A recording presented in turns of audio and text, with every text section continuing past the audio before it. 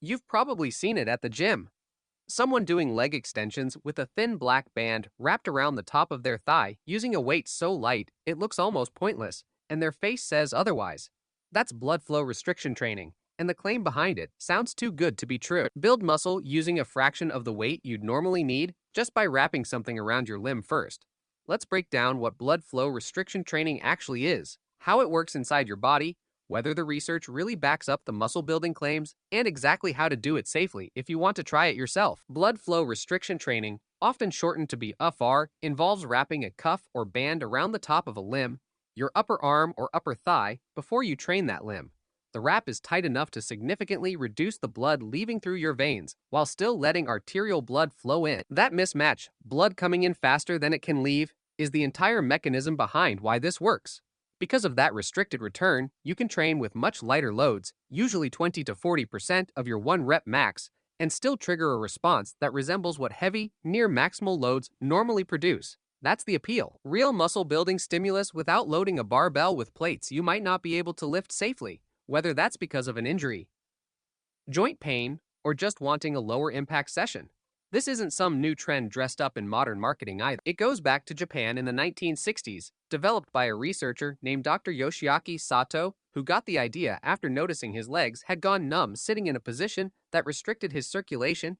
He started experimenting and eventually formalized the method under the name Katsu, training with added pressure. It spread through Japan for decades before Western sports science caught on more broadly in the 2000s and 2010s. So how does this actually trigger muscle growth with such light weight?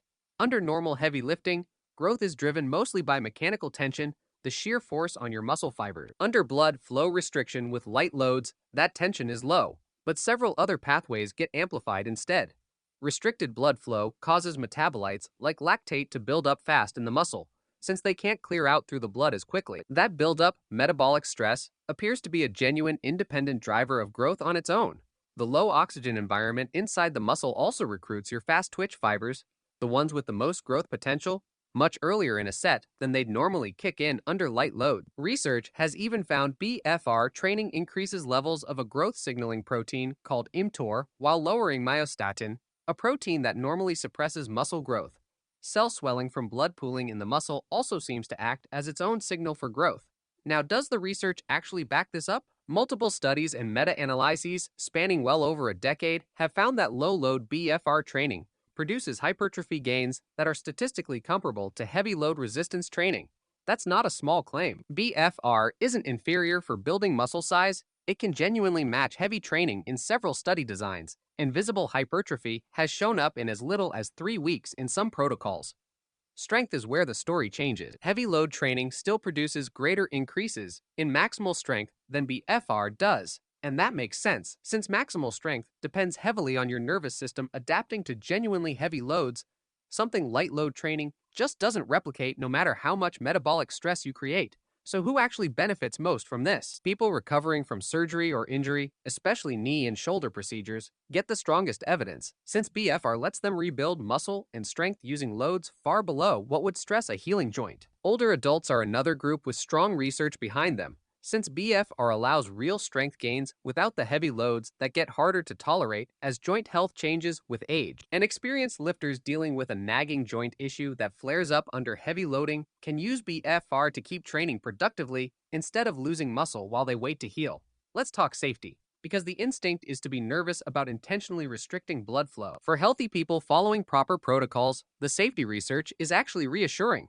Multiple reviews covering thousands of sessions have found serious problems, like blood clots, to be extremely rare and not meaningfully different from regular resistance training. The technique restricts venous outflow, not arterial inflow entirely, so blood keeps entering the limb the whole time, which is a very different and much safer situation than a full tourniquet. That said, people with a history of blood clots, cardiovascular disease, uncontrolled high blood pressure, or who are pregnant should not use BFR without direct medical clearance. And using improvised bands instead of a real cuff with a pressure gauge meaningfully increases the risk, since there's no way to verify how tight you actually are. Speaking of tightness, getting the pressure right matters more here than almost any other training method. Research protocols use something called limb occlusion pressure, the minimum pressure needed to fully stop arterial flow, and then train at 40–80% of that number. Without a device to measure that directly, the practical alternative is a perceived tightness scale. Around a 7 out of 10 for the arms and an 8 out of 10 for the legs.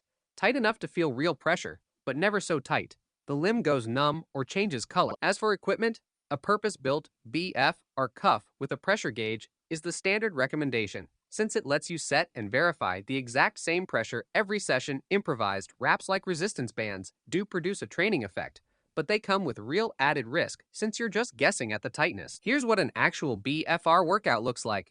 Load stays light, 20–40% of your 1 rep max.